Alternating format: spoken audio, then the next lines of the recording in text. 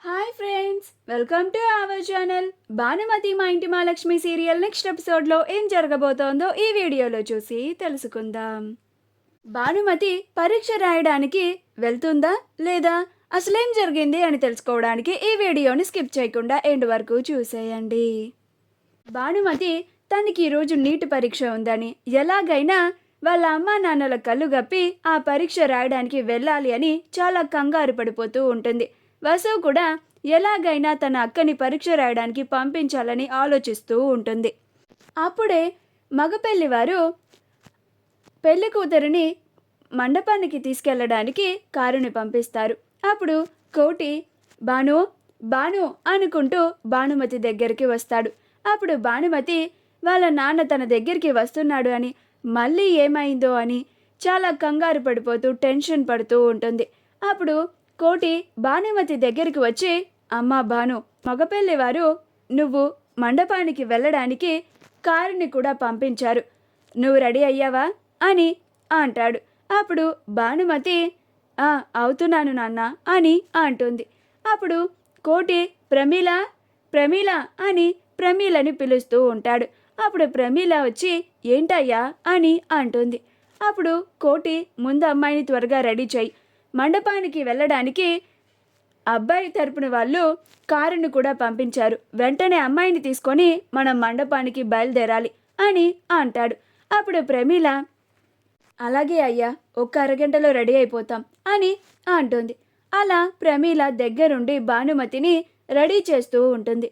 అప్పుడు భానుమతి ఇంకా నేను ఈరోజు పరీక్ష రాయడానికి కుదరదా అని చాలా దిగులుగా ఉంటుంది. తనని కాసేపట్లో మండపానికి కూడా తీసుకెళ్ళిపోతున్నారని చాలా బాధపడుతూ ఉంటుంది. వసు కూడా ఏం చేసి పరీక్ష రాయడానికి పంపించాలా అని ఆలోచిస్తూ ఉంటుంది. అలా ప్రమీల భానుమతిని రెడీ చేసిన తర్వాత భానుమతిని తీసుకొని అందరూ మండపానికి బయలుదేరుతూ ఉంటారు.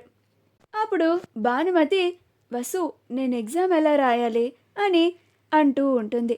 అప్పుడు వసు ఏమో అక్క, నాకు అదే అర్థం కావడం లేదు అని అంటూ ఉంటుంది. అప్పుడు కుమారి ఏంటే ఇద్దరు గుసగుసలాడుకుంటున్నారు, మళ్ళీ ఏం చేద్దామనుకుంటున్నారు అని అంటూ ఉంటుంది. అప్పుడు వసు అమ్మో ఈ ముసలిది వినేసినట్టుంది, ఏమి లేదే, నువ్వు ముందు చూసినాడు అని అంటుంది. అలా అందరూ సీతారాముల వారి గుడికి వెళ్తారు. అలా మండపం దగ్గరికి చేరుకుంటారు.